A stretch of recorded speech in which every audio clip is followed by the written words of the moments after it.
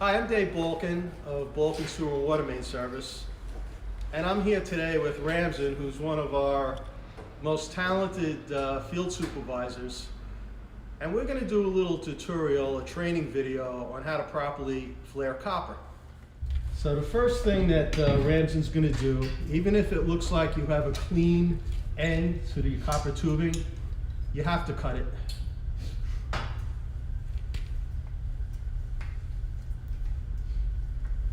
That's a rigid tubing cutter. Even if an end of the copper looks like it's clean, any kind of a defect can result in a leak later down the road. That's why you always recut it. And like anything you do in plumbing, it's not about brute force, it's about finesse.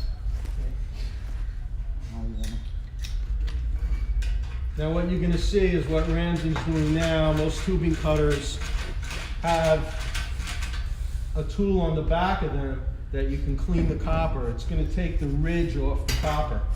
If you leave that ridge on the copper and you flare the copper, again, you'll end up with a defect. So all these little things are nuanced that lets you, at the end of the day, have a flare that will last for decades, usually over 50 years.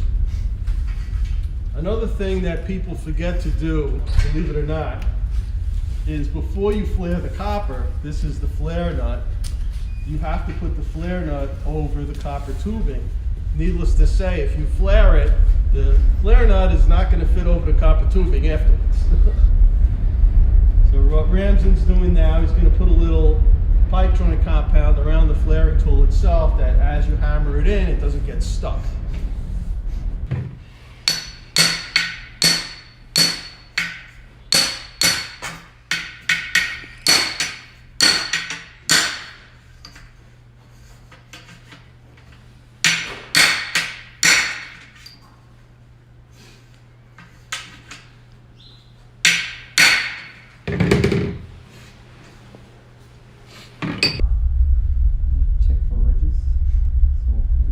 Here Ramsden, he's checking for ridges, it's all clear. He's going to see how it fits on the other end of the flare fitting.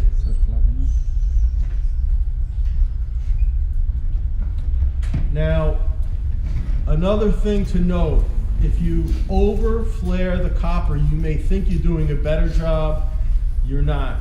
It will tend to split. You might not even see the split right away, but it will again cause a leak down the road. So sometimes less is more.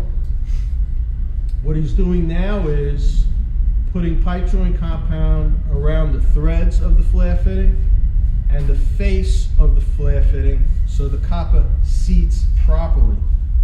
Next, he's using pipe joint compound around the back of the flare so the flare nut will turn easily. Because most of the tightening, believe it or not, is done by hand.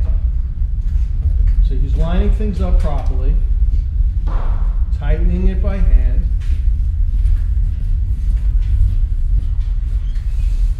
There you go. Right? Now, Ram, if you had to say, once you put the wrenches on it, how much of a turn do you need to stop it from leaking? A quarter of a turn. Maybe a quarter of a turn, a half a turn. Again, watch him, if you overturn it and you think, I think you're doing a better job, you'll split the flare. So that's it. That was about a quarter of a turn, and you will have a leak-proof flare that will last for over 50 years. Yep. If Ramsden did it, maybe over 70 years.